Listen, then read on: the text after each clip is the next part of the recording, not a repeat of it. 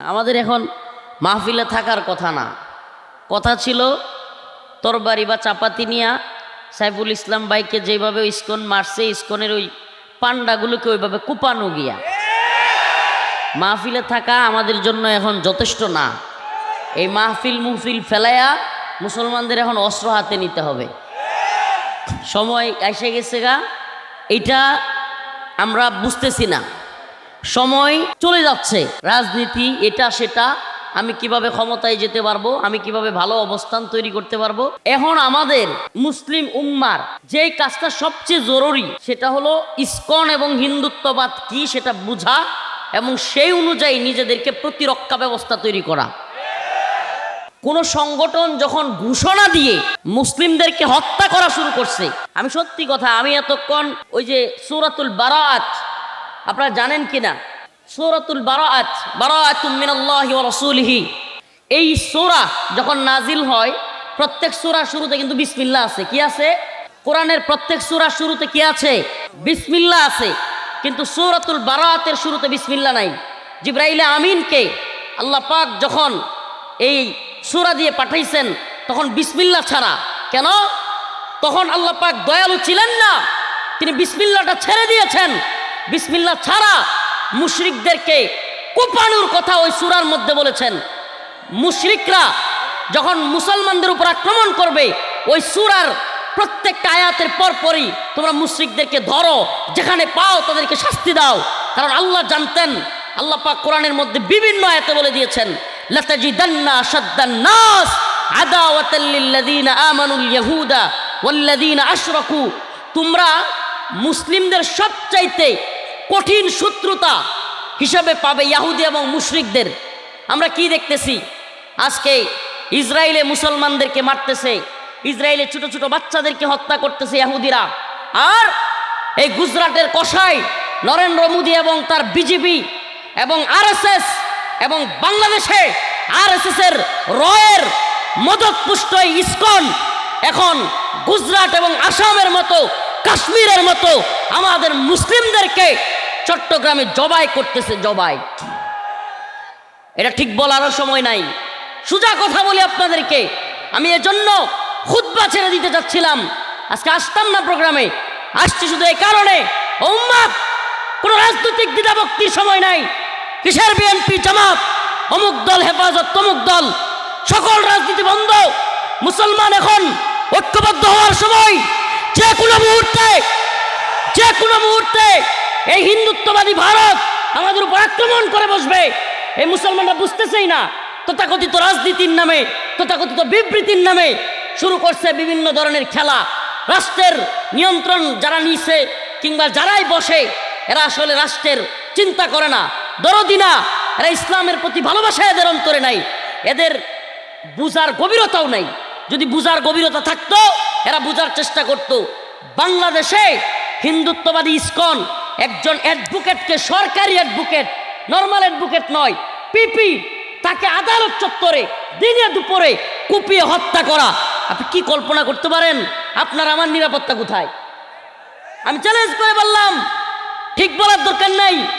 আগামীকালকে আল্লাহ না করুক চট্টগ্রামে লালখান বাজারের সারা বাংলাদেশের অন্যতম একজন লোক, আমাদের উম্মাদের অতি প্রিয় রাহবার শেখ হারুন ইজহারকে যদি ইসকন কুপায়া মেরে পেলে কি করবেন আপনি? এরপরের দিন রফিকুল ইসলাম মাদানীকে যদি কুপায়া হত্যা করে, এরা সশস্ত্রভাবে ছোট্ট ছোট্ট বাচ্চাদেরকে ট্রেনিং দিচ্ছে। এই চিন্ময় কুমার প্রভু নামের স্বামী, এই যে যেটাকে ধরছে, এই বদমাশ সরাসরি ওপেন লক্ষ লক্ষ জনতার সামনে ছোট ছোট বাচ্চাদেরকে পর্যন্ত মুসলিমদের বিরুদ্ধে লেলাইয়া দিচ্ছে। সে তার বক্তব্যের মধ্যে বলতেছে হিন্দুত্ববাদীদেরকে তৈরি হও, হিন্দুত্ববাদী মহিলাদেরকে বলতেছে সন্তান জন্ম দেওয়ার জন্য। এটা রাজনীতির সময় নয়, এটা খেলার সময় নয়, বিবৃতির সময় নয়, ওয়াজের সময় নয়। এখন কথা হবে তরবারির ভাষায়, তরবারির ভাষায় কথা হওয়া দরকার। মুসলমানদের কথা এখন তরবারির ভাষায় হবে। আইদু লাহুম মাসতাতাতুম মিন কুওয়া ওয়া মিন রিবাতিল খাইল তুরহিবুনা বিহি আদুওয়াল্লাহি ওয়া আদুওয়াকুম। সরকার স্পষ্ট ভাষায় বলতেছি, হাসিনা সরকার এখন নাই, স্পষ্ট ভাষায় ইসকনকে যদি নিষিদ্ধ করা না হয়, হ্যালো সরকার, এই মিডিয়ার মাধ্যমে আপনাদেরকে বলতেছি, অবজ্ঞা করার সুযোগ নাই, রাজনৈতিক খেলা খেলার সময় নাই, কামকার্ডের সময় নাই। ইসকনকে যদি বাংলার জমিনে আগামী 2-1 দিনের মধ্যে নিষিদ্ধ না করা হয়, ইসকন আমাদের একটাকে ফেলছে, আমরাও টার্গেট করে এদের একটাকে ফেলবো। কথা একেবারে ক্লিয়ার সাফ। আমরা এগুলো ভয় করি না, পরোয়া করি না। আঙ্কেল বলেছেন দীর্ঘ প্রায় 3 বছর আপনাদের এলাকার সন্তান আব্দুল সালাম পিন্টু সাহেবের সাথে কারাগারে ছিলাম, আপনাদের এই এলাকার সন্তান।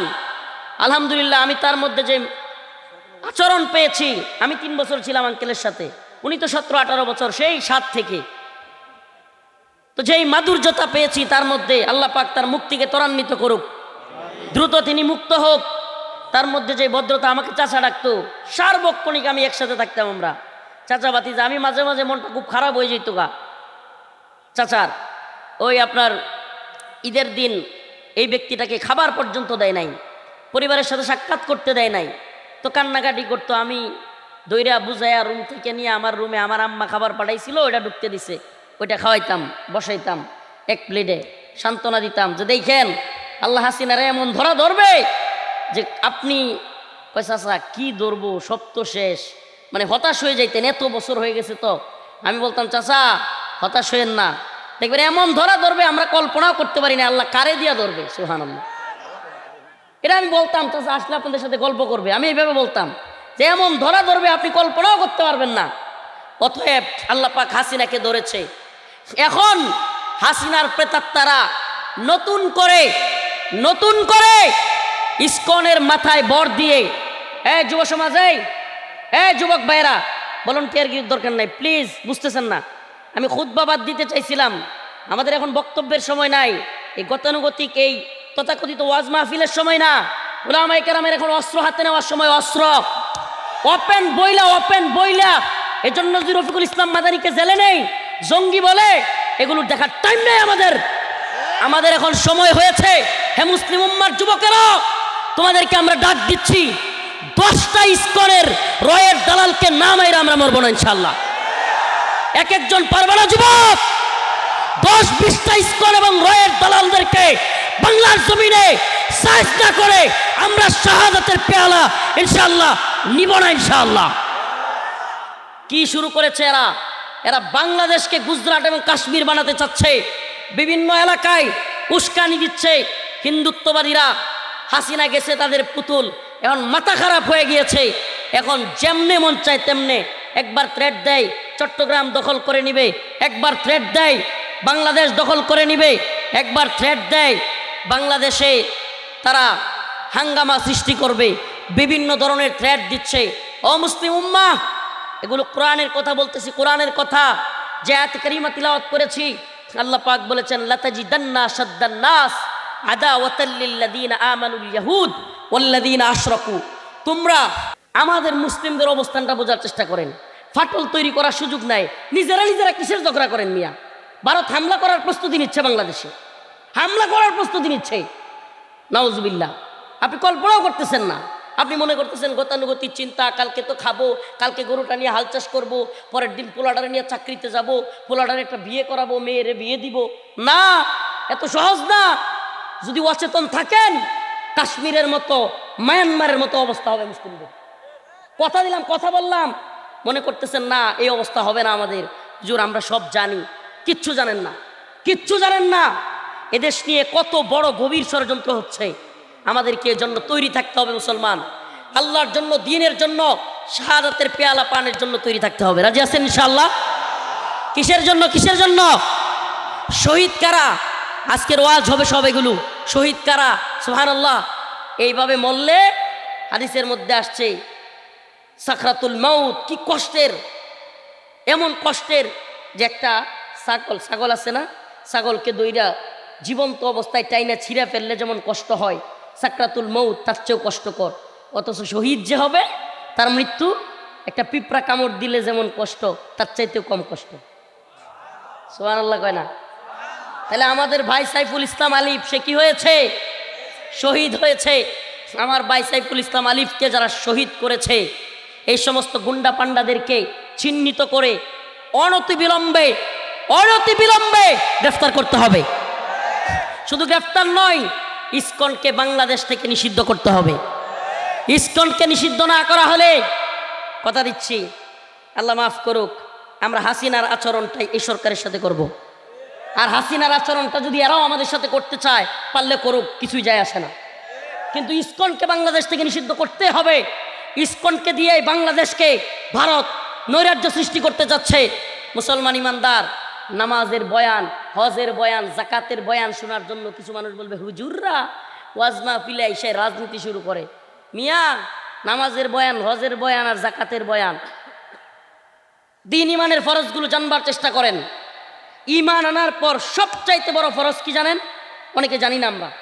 ইমান আনার পর কালিমা লা ইলাহা ইল্লাল্লাহ মুহাম্মাদুর রাসূলুল্লাহ পড়ার পর সবচাইতে বড় ফরজ হলো নিজেদের ভূখণ্ড রক্ষা করা। কি কি কি?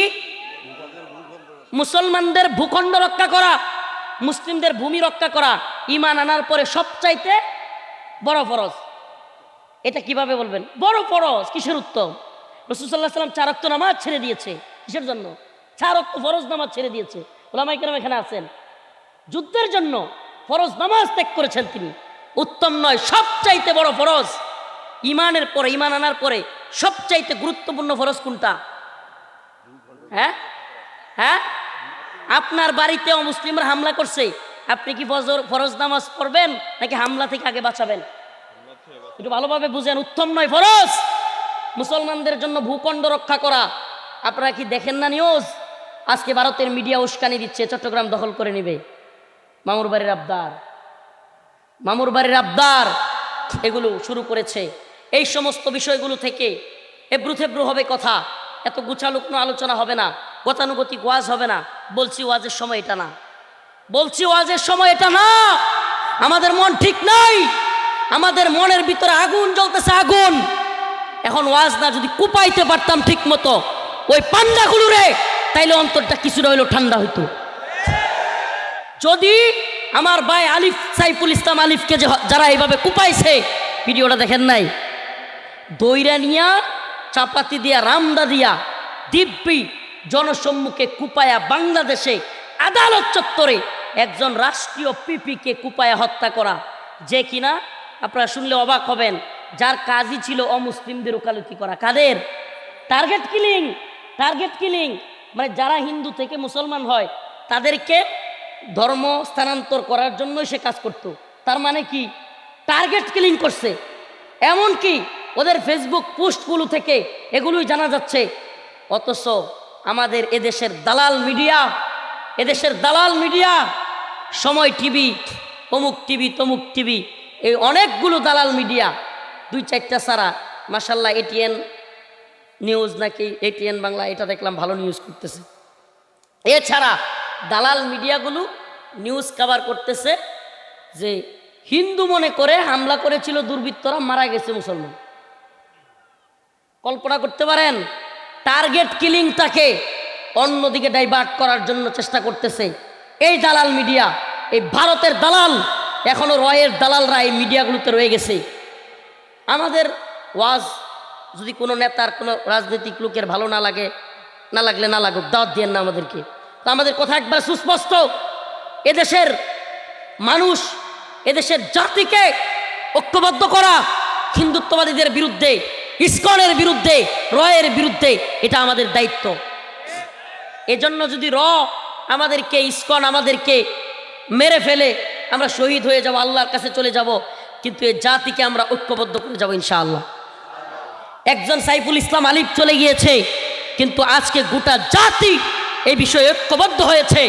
সাইফুল ইসলাম আলিফের খুনিদের বিচার করতেই হবে, ইসকনকে নিষিদ্ধ করতেই হবে। আপনারাও কি এই ব্যাপারে একমত? আপনারাও কি এই ব্যাপারে একমত? আমাদের বক্তব্য একদম স্পষ্ট। আল্লাহ পাক বলেছেন, এত বুদ্ধিজীবী হওয়ার টাইম নাই। আপনি বড় বক্তা, বড় মুফতি, বড় উপদেষ্টা, বড় শায়েখ হইতে পারেন, কিন্তু আল্লাহর কথার চাইতে আপনার কথা সঠিক হবে না। কথা সঠিক হবে কারটা? আল্লাহ বলেছেন, ওয়ালান তারদা আনকাল ইয়াহুদ ওয়ালান নাসারা হাত্তা তাত্তাবিআ মিল্লাতাহুম। ইহুদি, খ্রিস্টান, মুশরিকরা কখনো তোমাদের বন্ধু হবে না। এরা কখনো তোমাদের প্রতি রাজি খুশি হবে না। আল্লাহ বলেছেন লাতাজিদান্না, আলেমরা এখানে আছেন, লাতাজিদান্না, অবশ্যই অবশ্যই তোমরা পাবে, আসাদ্দান নাস, মানুষদের থেকে, আদাওয়াতাল লিল্লাযিনা আমানু, মুমিনদের শত্রু হিসেবে। পার্ট টু পার্ট বলতেছি, আল ইয়াহুদ ওয়াল্লাযিনা আশরাকু, ইয়াহুদি এবং মুশরিকদেরকে আপনি দেখেন আল্লাহ পাক সেই 1500 বছর আগে প্রায় রাসূল সাল্লাল্লাহু আলাইহি সাল্লামের কাছে পাঠাইছেন, অথচ এখন দেখেন গোটা পৃথিবীতে মুসলিমদের সবচেয়ে বড় শত্রুতা কারা করতেছে? একটা ইহুদি। ইসরায়েলে কারা মারতেছে মুসলমানদের? ইহুদি। আর একটা কাশ্মীর কারা মারতেছে? মুশরিকরা, হিন্দুত্ববাদীরা। তা আমাদের কাছে, আপনাদের কাছে উদাত্ত আহ্বান, হে মুসলিম ভাই, দিন বুঝার চেষ্টা করো, দিন বুঝার চেষ্টা করো। প্রিয় ভাইয়েরা আমার, বন্ধুগণ আমার, আসুন আমরা ঐক্যবদ্ধ হই। মুসলিম যুবকদেরকে বলবো, প্রিয় যুবক ভাইরা, আশপাশ দেখবার সময় নাই, বুড়ি থাকবে না, মুসলিম যুবকদের বুড়ি থাকবে না। মুসলিম যুবকরা যে কোনো সময় ডাক দিলে, আপনি কল্পনা করতে পারবেন, আপনাকে যদি ডাক দিলে পাওয়া না যায় দিনের জন্য। গত কয়েকদিন আগে এই ইসকন আমার দেশের সেনাবাহিনীর উপর হামলা করছে, শুনেন নাই? এই ইসকন এদেশের পুলিশ সদস্যদের উপর হামলা করেছে। তাদের একজন নেতা নিহত হওয়ার কথা বলে তাদেরকে আটকাইছে, প্রিজন ভ্যান আটকায়া সেখানে থ্রেট দিছে, আজকের মধ্যে শুনানি করে জামিন দিতে হবে। তো রাষ্ট্রপক্ষের পিপি বিরোধিতা করেছে, তারা গ্রুপ কিলিং করে তারা সিদ্ধান্ত নিয়েছে যে এই পিপিকে আমরা কোর্ট থেকে বেরোতে দিব না। এবং আমাদের ভাই সাইফুল ইসলাম আলিফ, আল্লাহ ভাইয়ের শাহাদাতকে কবুল করুক, বলেন আমিন। যখন তাকে হত্যা করতেছে, সে চিল্লায় আল্লাহ আল্লাহ বলতেছে, আল্লাহু আকবার বলতেছে। কলিজা ফেটে যাওয়ার মতো অবস্থা। আমাদের আওয়াজ চিৎকার করে নয়, আস্তে আস্তে বলতেছি। আমাদের পালস বুঝার চেষ্টা করেন। বর্তমান নতুন সরকারকে বলবো, আমাদের পালস বুঝার চেষ্টা করেন। খুব দ্রুত সময়ের মধ্যে ভারতকে তোয়াক্কা না করে এই ইসকনের যে সমস্ত গুন্ডারা, সন্ত্রাসীরা, এই জঙ্গিরা, আমি চাচা ডাকতাম, আবারও বলতেছি, আব্দুল সালাম পিন্টু, এই বেচারা একজন নির্দোষ মানুষ। এই বেচারাকে জঙ্গি মামলা দিয়ে দিছে, সন্ত্রাসী মামলা দিয়ে দিছে, 21শে আগস্ট গ্রেনেড হামলা মামলা দিয়ে দিছে। অথচ এই ব্যক্তি কোনোভাবে এই কাজের সাথে জড়িত নয়, এই লোকটাকে ফাঁসায়া দিছে। অথচ আসল জঙ্গি সন্ত্রাসী যেগুলো, এই ইসকনের পান্ডাদেরকে, এই ভারতের দালাল, প্রথম আলু, এই ভারতের দালাল, এই ডেইলি স্টার, এদেরকে পয়সা রাখতেছে। আমরা এদেরকে উপযুক্ত বিচারের আওতায় আনতে হবে বলে দিই। এই সমস্ত দালাল মিডিয়া যেগুলো আমাদের বারবার মুসলমানদের বিরুদ্ধে, আজকে কোথায় আপনাদের এই আসিফ নজরুল সাহেব, বড় বিবৃতি দেখি না, এমনিতে ছোট ছোট বিষয়ে খুব কড়া হুঙ্কার বিবৃতি এদের দেখবেন। এই সুশীল বাঙ্গু সেকুলার, এগুলোর দেখবেন খুব গরম গরম বক্তব্য অন্যান্য ইস্যুতে। আপনি কল্পনা করতে পারেন, আজকে একটা হিন্দু মারা গেলে, হিন্দুকে এইভাবে জবাই করলে কি হইতো বাংলাদেশে? কল্পনা করতে পারেন? আমাদের মুসলিমদের আসলে চেতনাই নাই। কি যে মনে করি আমরা, এই তথাকথিত রাজনীতি যেগুলো করে, এগুলোর আরও ইমান মরে গেছে, এগুলোর ইমানের অবস্থা আরও 12টা বেজে গেছে। এগুলো দলান্দ, এগুলো নেতা, আর হলো কিছু টাকা, পকেটের ধান্দা, এগুলো সব দলান্দ হয়ে যাচ্ছে, প্রায় দল সর্বনাশ হয়ে যাচ্ছে। এরা ইসলামকে বুঝে না, দিনকে বুঝে না, ইমানি চেতনা জাগে না এদের। কেন জাগে না? ওই দল কি কয়, নেতা কি কয়, এটা চিন্তা করে বসে থাকে। আরে ভাই, আপনি বুঝেন না কেন? আমার একটা মুসলিম ভাইকে কুপায়া দিনে দুপুরে হত্যা করে ফেলছে। হাই হাই, আমি এখনো এখানে বসে আছি। এই জন্য আমার অন্তরের ব্যথাটা মুরব্বীদেরকে মানতেছি। আমি বুঝাইতে পারবো না আপনাদেরকে, যদি খালি একবার ডাক দেয়, ইনশাআল্লাহ কাউকে আমরা পরোয়া করি না, চট্টগ্রামের দিকে রওনা হব ইনশাআল্লাহ। চট্টগ্রামে ইসকনের এই এবং এই ভারতের দালালদেরকে সাইজ করার জন্য ইনশাআল্লাহ সমস্ত যুব সমাজকে নিয়ে আমরা প্রয়োজন হলে লং মার্চ ঘোষণা করে চট্টগ্রামের দিকে রওনা হব ইনশাআল্লাহ। রাজি আছেন তো ইনশাআল্লাহ? এই শহীদের মর্যাদা বলি একটু, তাইলে দুনিয়ার খায়াসাত মিটে যাবো গা। দুনিয়ার এই তথাকথিত নেতা হওয়ার আশা, এই একটু নেতা হইয়া এলাইকে একটু ভাবসাব দেখায়া কয়েকটা টাকা কামানোর ধান্দা, আর এগুলো সব মরে যাবো গা শহীদের মর্যাদা শুনলে। সুবহানাল্লাহ। একজন শহীদ প্রথমত তার মৃত্যুটা কেমন হবে বলছি, পিঁপড়ার কামড়ের চেয়েও নরম। আবার কি? সুবহানাল্লাহ। আল্লাহ পাক বলেন, ওয়ালা তাকুলু লিমান ইউকতালু ফি সাবিলিল্লাহি আমওয়াত বাল আহইয়া ওয়ালাকিন লা তাশউরুন। আবার আল্লাহ রাব্বুল আলামিন বলেন, ওয়ালা তাকুলু লিমান ইউকতালু ফি সাবিলিল্লাহি আমওয়াত, যারা আল্লাহর রাস্তায় জীবন দিয়েছে তোমরা তাদেরকে মৃত বলো না। সুবহানাল্লাহ। আল্লাহর রাস্তায় যে জীবন দিছে তারে কি বলিও না। এই আরেকটা কথা বলার সময় আসছে, এটা বলে দেই। এই যারা দিনে দুপুরে মুসলমানদের কুপায় হত্যা করে এরা সন্ত্রাসী নাকি আব্দুল সালাম পিন্টু সাহেব আমার চাচা তার ভাই মাওলানা তাজউদ্দিন তিনি সন্ত্রাসী? সন্ত্রাসী কারা? এই র এবং ইসকনের দালালরা, এরা সন্ত্রাসী, এরা জঙ্গি। আর এই বেচারা একজন আরেকজন মাজলুম মানুষ, আপনারা অবশ্যই চিনেন, আপনাদের এলাকার সন্তান মাওলানা তাজউদ্দিন। তাজউদ্দিনই তো মাওলানা তাজউদ্দিন, মর্দে মুজাহিদ। দিনের এই মুজাহিদদেরকে দরকার এই ভারত বিরুদ্ধে এবং এই আধিপত্যবাদী শক্তির বিরুদ্ধে এরকম মর্দে মুজাহিদ হইতে হবে। এই দুনিয়া আমারে কি বলে এগুলো দেখবার টাইম আছে আমার? এই দুনিয়ার তথাকথিত সন্ত্রাসবাদীরা, এই বড় সন্ত্রাস কারা? কাশ্মীরে যারা আমাদের মুসলমানদের মারতেছে এরা সন্ত্রাসী না? ইসরায়েলে ফিলিস্তিনে যারা আমাদের মুসলমানদেরকে মারতেছে এরা সন্ত্রাসী না? এই জাতিসংঘ নামের ভণ্ডরা ইসরায়েলকে সন্ত্রাসী বইলা জাতিসংঘের পক্ষ থেকে ইসরায়েলকে নিষেধাজ্ঞা দিছে? দেয় নাই। এরা তো আরো বড় সন্ত্রাসী, কথা কয় না? যে আমেরিকা ইরাকে বাগদাদে আফগানিস্তানে মুসলমানদেরকে মাইরা মাটির সাথে মিশাইয়া দিছে, এগুলো তো আরো বড় সন্ত্রাসী। তে আমেরিকা, ভারত, ইসরায়েল আমগরে সন্ত্রাসী কইল না কি কইল, এটার ভয়ে কি আমগর মাথা নিচু হইব?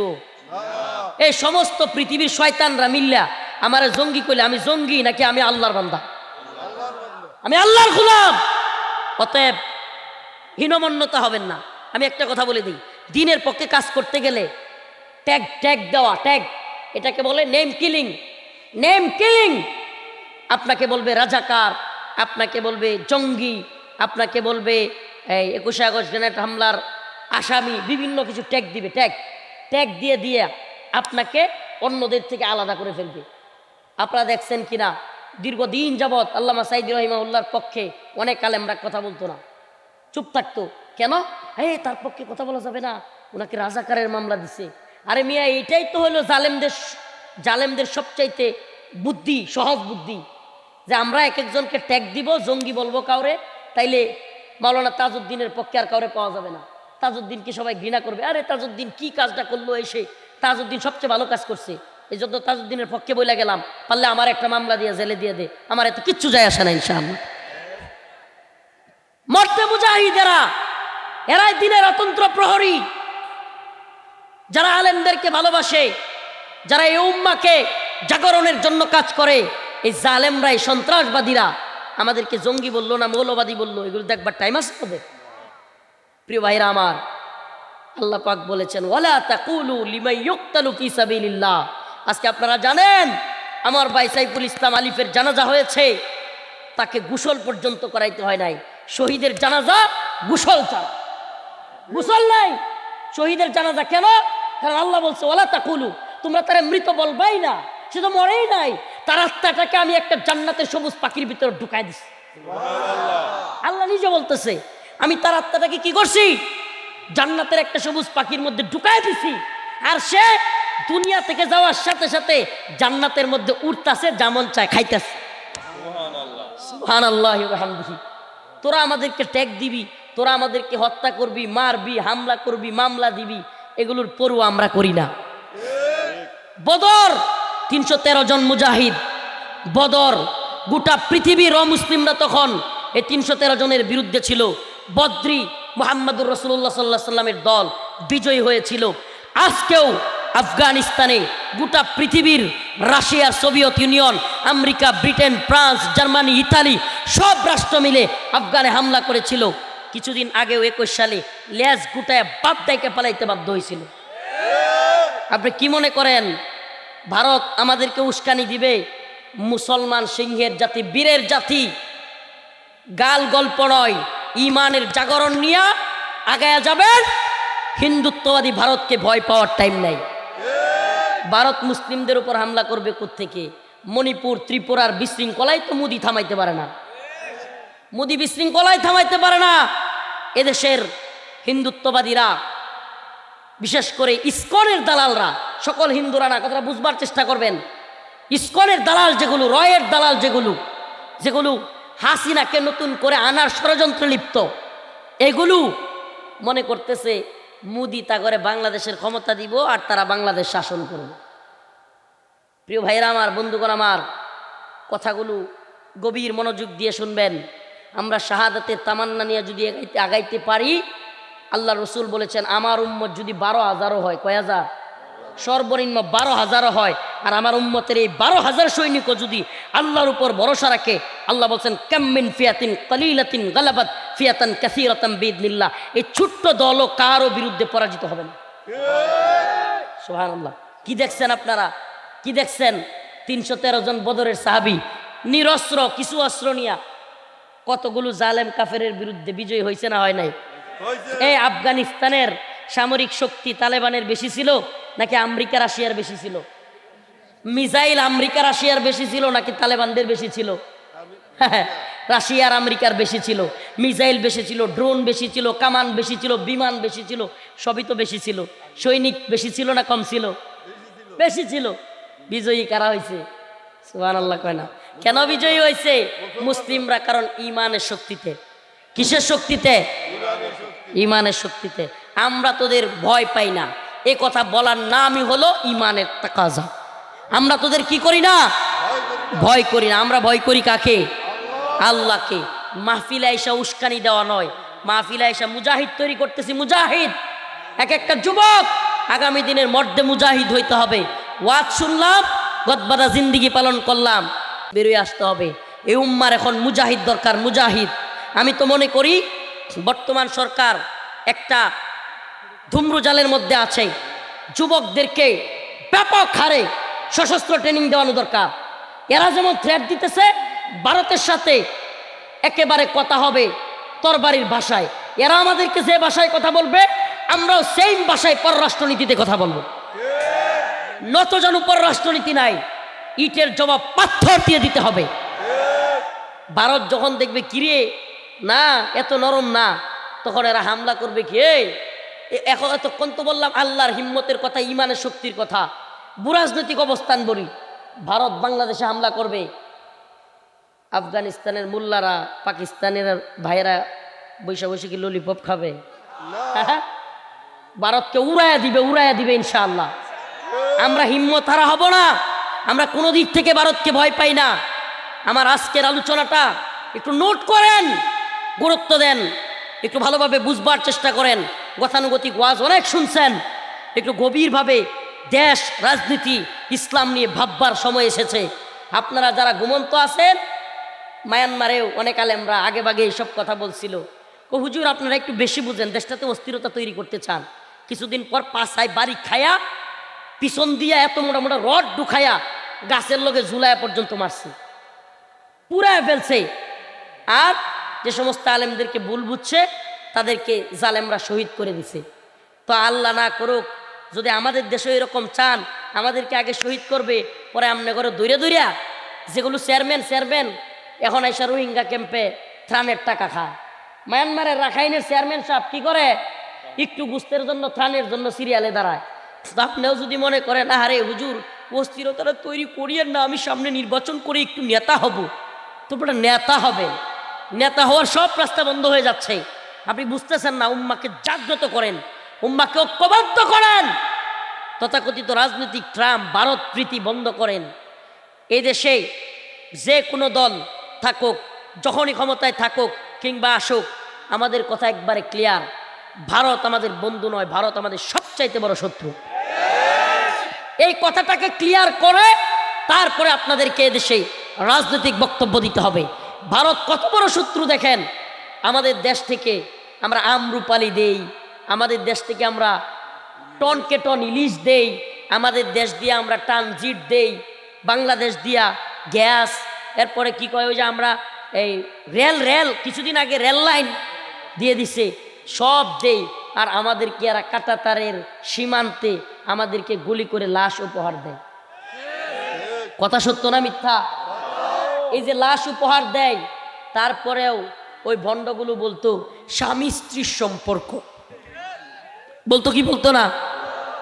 আল্লাহ এই ভণ্ডদের থেকে আমাদেরকে রক্ষা করেছেন, সবাই বলেন আলহামদুলিল্লাহ। আল্লাহ এই ভণ্ডদের থেকে রক্ষা করেছেন। এই ভণ্ডরা সীমান্তে কাঁটাতারে লাশ ফেলে রেখে এদিকে স্বামী স্ত্রীর বন্ধুত্ব, রক্তের সম্পর্ক, এটা সেটার গাল গল্প শোনাইতো। আল্লাহ পাক এই দালালদেরকে তাদের মামুর বাড়িতে পাঠিয়ে দিচ্ছে। আলহামদুলিল্লাহ বলেন। আমি নতুন প্রজন্মের যুবকদেরকে স্বাগত জানাই। আলহামদুলিল্লাহ, এই উম্মার যুবকদের মধ্যে এই জালেমদের বিরুদ্ধে ঐক্যবদ্ধ একটা মুসলিমদের জাগরণী শক্তি তৈরি হচ্ছে। আলহামদুলিল্লাহ,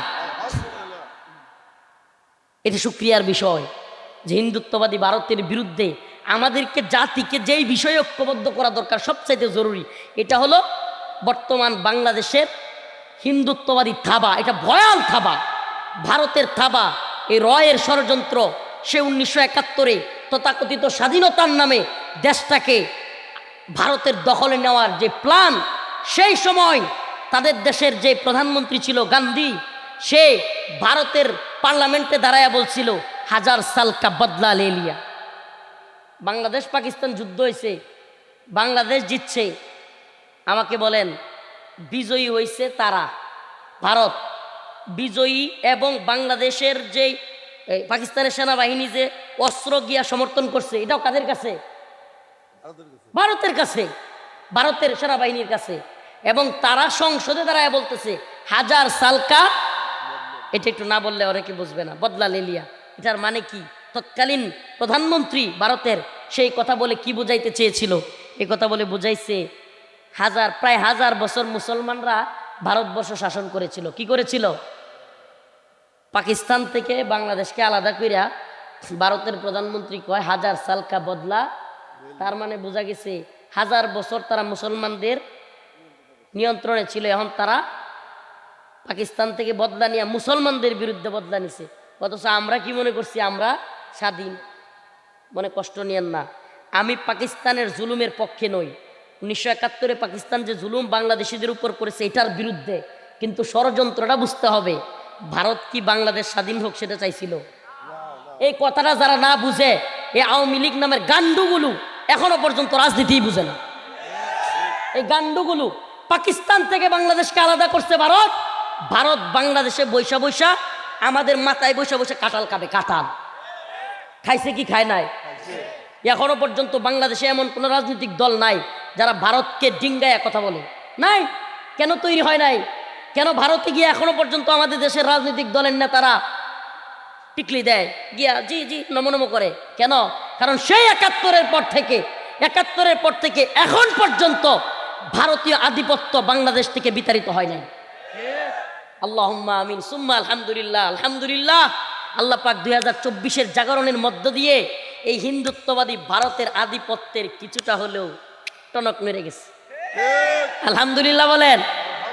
আধিপত্য আরো কমবে ইনশাআল্লাহ। আমার চাচা আব্দুল সালাম পিন্টু বের হোক, আমাদের বাবর সাহেব বের হোক। আমরা বলি বাবর সাহেবকে, জামান বাবর সাহেবকে তাড়াতাড়ি মুক্তি দেন। ইসকনরে শায়েস্তা করার জন্য এক লুৎফুজ্জামান বাবরই যথেষ্ট। আমার নেত্রকোনার মানুষ, এই দূরে আইসা বললাম, চাচার ভালোবাসায় অনেকগুলো কথা বললাম। ছোট ছোট মাঝে মাঝে কিছু করলে তো বলতে হয়। চাচা মন্ত্রী হওয়ার সুবাদে আমাদেরকে লকআপ দিয়ে দিত 5টা সাড়ে 5টার দিকে। চাচারা একটু রাত্রেও হাঁটতে দিত 7টার দিকে। হঠাৎ করে একটা আপেল নিয়ে এইভাবে গামছা একটার মধ্যে মোড়াইয়া, জেলখানার যে শিখ, ওই যে 14 শিখের ভিতরে দেয়সা ঠাস করে একটা আপেল নিয়ে বলতো, চাচা চাচা আপনার লেগে একটা আপেল নিয়েছি। মাঝে মাঝে আপনার ভাই, মানে এই জন্য আমি এই এলাকায় আসার পর থেকেই এই যে চাচার ভাগিনা এদেরকে খুঁজতেছিলাম। আমি জানতাম গোপালপুর বোয়াপুর এলাকায় ওনার বাড়ি, এবং আমার সাথে তো দীর্ঘ সময় গল্প হইতো, চা খাইতাম একসাথে, খাবার খাইতাম। প্রায় 3 বছর একসাথে থাকলে বুঝে নিত আপনি বাহিরে আপনার ভাইয়ের সাথেও এত সময় পাবেন না কারাগারে আমরা যে সময় পেয়েছি। মানে আমাদের তো কোনো কাম নাই, খাও দাও বসে বসে গল্প করো, সরকারি খাওন আর হইল গিয়া গল্প করো, তো আর হইল গিয়া কোরআন তিলাওয়াত করা, নামাজ পড়া। এই তো আমি চাচার নামাজ আমি পড়াইতাম, ইমামতি আমি করতাম, দীর্ঘদিন আমি বয়ানও করতাম। চাচা আমার মাঝে মাঝে এইভাবে এইভাবেই হাতে চাপ দিয়া ধরতো, এই নে ভারত বিরোধী কইেন না। আমি জেলখানা তো ভারত বিরোধী বক্তব্য দিতাম। তো যাই হোক, তো আল্লাহ পাক তার মুক্তিকে ত্বরান্বিত করুক, বলে না আমিন।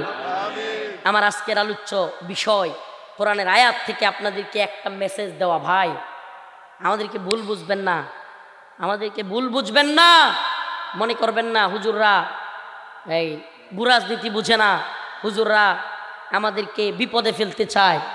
এই আলেমরা আপনাদের বিপদে ফেলতে চায় নাকি? দুর্যোগে, দুর্বিপাকে, দুর্দিনে সবার আগে এই জাতির সামনে আলেমরাই সবার আগে হাজির হয়।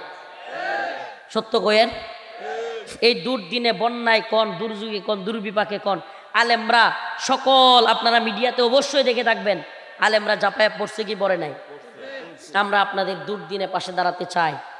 আমরা আপনাদেরকে সতর্ক কেন করি? ও ভাই, সবাই নামাজের বয়ান করবে না, সবাই জাকাতের, হজের, কোরবানির মাসলা মাসাইলের বয়ান করবে না। কিছু মানুষকে ইসলাম, রাষ্ট্র রাজনীতি এবং পৃথিবীর বর্তমান অবস্থা নিয়ে এবং বিশেষ করে এই উম্মাকে বিভিন্ন ষড়যন্ত্রের ব্যাপারে সজাগ করতে হবে। আমরা আপনাদেরকে সজাগ করি। আপনি কল্পনা করতে পারবেন না, এই ইসকন যখন আওয়ামী লীগ সরকার, হাসিনা এবং তার প্রশাসন এদেশের আলেমদেরকে বন্দি করছে, এদেশের ছোট ছোট ছাত্রদেরকে গুলি করে হত্যা করছে, আপনারা কি কোনোদিন শুনছেন ইসকন আওয়ামী লীগের বিরুদ্ধে কোনো ধরনের আন্দোলন করছে? তাইলে হাসিনা যাওয়ার পর থেকে কই থেকে ইসকন আইলো? এত লক্ষ লক্ষ মানুষ নিয়ে রংপুরে সমাবেশ করে, চট্টগ্রামে সমাবেশ করে, সরকারকে হুমকি দেয়। কাহিনী কি বুঝতে বাকি আছে? কাহিনী কি? কাহিনী একটাই, দিল্লির গোলামি। দিল্লি এখন তার দালাল আওয়ামী লীগ ছিল, হাসিনা ছিল, এগুলো ধ্বংস হয়ে গেছে গা, এখন নিজেরাই লেগে পড়ছে। আমরা বলি আওয়ামী লীগ দিয়া পারো নাই, হাসিনা দিয়া পারো নাই, ইসকন দিয়া পারো নাই, ইনশাআল্লাহ মুসলিমদের বিরুদ্ধে নামলেও পারবা না ইনশাআল্লাহ। বিজয় মুসলমানদের হবে ইনশাআল্লাহ। বিজয় কাদের হবে?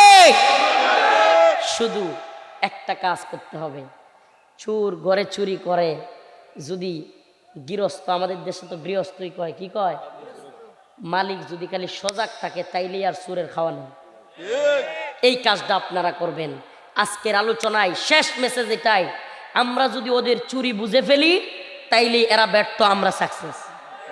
আমাদেরকে ওদের চুরিটা, ওদের ষড়যন্ত্রটা বুঝতে হবে। এরা বর্তমানে চাচ্ছে বাংলাদেশের মধ্যে ফাটল তৈরি করতে। আলহামদুলিল্লাহ উম্মার জাগরণ তৈরি হয়েছে। আমি বলি ভাই, দয়া করে ভাই, ইসলাম আগে, আপনি রাজনীতিটা রাজনীতির জায়গায় রাখেন, আপনার ধর্ম আগে। বিশ্বাস করেন, কবরে গেলে, আমি আগে একদিন ওয়াজটা করছিলাম, আজকে আবার বলি, কবরে গেলে মুনকার নাকির প্রশ্ন করবে না, হোয়াট ইজ ইউর টিম?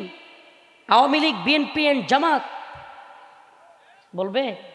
মুনকার নাকির প্রশ্ন করবে যে আপনার দলের নাম কি? বিএনপি, জামাত, হেফাজত? এটা জিজ্ঞেস করবে? জিজ্ঞেস করবে তোমার ধর্ম কি? তাইলে আমার পরিচয়, প্রথম পরিচয় আমি মুসলমান, আমি মুসলমান, এটা কি আমার পরিচয়, এবং এটাই কবরে কাজে লাগবে ভাই। আগামীকালকে আপনি মারা যাইতে পারেন, আমি মারা যাইতে পারি, আপনি মারা যাইতে পারেন, অতএব যেই পরিচয় আমার কাজে লাগবে সেটাকেই তো অগ্রগণ্য তালিকায় রাখতে হবে, ঠিকই ঠিক না? অতএব সেই পরিচয়টাকে সামনে রেখে সেটাকে ফোকাস করে আসুন আমরা সজাগ হই, হিন্দুত্ববাদী থাবার বিরুদ্ধে ঐক্যবদ্ধ হই।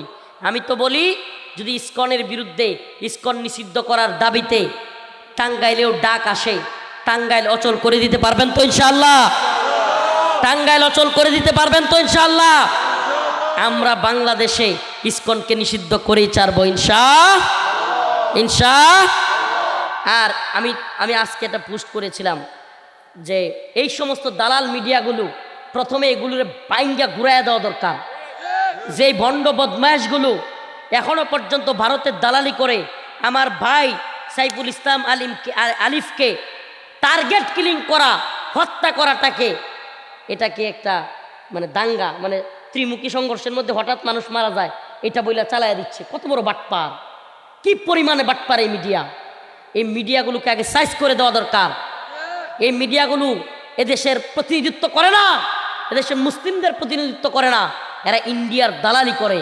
এবং বাংলাদেশে একটা তথ্য দেই আপনাদেরকে, বাংলাদেশে সবচাইতে বেশি দালালি ইন্ডিয়ার এবং হিন্দুত্ববাদের বা রয়ের সবচাইতে বড় এজেন্ট বসায় রাখছে এই মিডিয়া জগতে, এই মিডিয়া সেক্টরে। এই মিডিয়া সেক্টরটা মুসলমানদের প্রতিনিধিত্ব করে না। এই মিডিয়া সেক্টর এবং ওই সুশীল শ্রেণীর যে সেক্টর এবং ওই যে চলচ্চিত্র সেক্টর আরেকটা আছে, এগুলো সবগুলো হলো হিন্দুত্ববাদীদের দালাল। এগুলো থেকে সাবধান থাকতে হবে, সজাগ থাকতে হবে। বিজয় আমাদেরই হবে ইনশাআল্লাহ। আমরা শেষ আখেরি কথা আবারও বলি, হয় মিডিয়ার ভাইরা, এ কথা আপনাদের দায়িত্ব প্রচার করা। সরকারের কাছে আগেও বলেছি, এখনো বলছি, সরকারকে আমাদের পালস বোঝার চেষ্টা করেন। সরকার আমাদের অন্তরাত্মার আমার ভাই আলিফকে হত্যার কারণে আমাদের ব্যথা বোঝার চেষ্টা করেন, আমাদের গগন বিদারী আওয়াজ শুনবার চেষ্টা করেন। ইসকনকে নিষিদ্ধ করেন, আমার ভাই আলিফ হত্যাকারীদের দ্রুত ফাঁসির ব্যবস্থা করেন। আর না হলে নতুন আইন করে এদেরকেও জবাই করার ব্যবস্থা করেন। জবাই এগুলোরে জবাই করার ব্যবস্থা করেন। না হলে আপনাদেরকে আমরা রেহাই দিব না, আপনারাও রেহাই পাবেন না। কথা একেবারে ক্লিয়ার, কনসেপ্ট একেবারে ক্লিয়ার থাকতে হবে। কালকে আমি মরবো, পরের দিন আমার ভাই চিল্লাবে, পরের দিন আপনি মরবেন, আপনার ভাই চিল্লাবে, আব্দুল সালাম পিন্টু ভিতরে যাবে, ওনার ভাই চিল্লাবে। এটা হইতে পারে না। সব জালিমরে একসাথে ধরা হবে। হাসিনাও গেছে, হাসিনার পক্ষের দালালরাও যাবে। বাংলাদেশে ভারতের আধিপত্যবাদের কবর রচনা করা হবে ইনশাআল্লাহ, কবর রচনা করা হবে।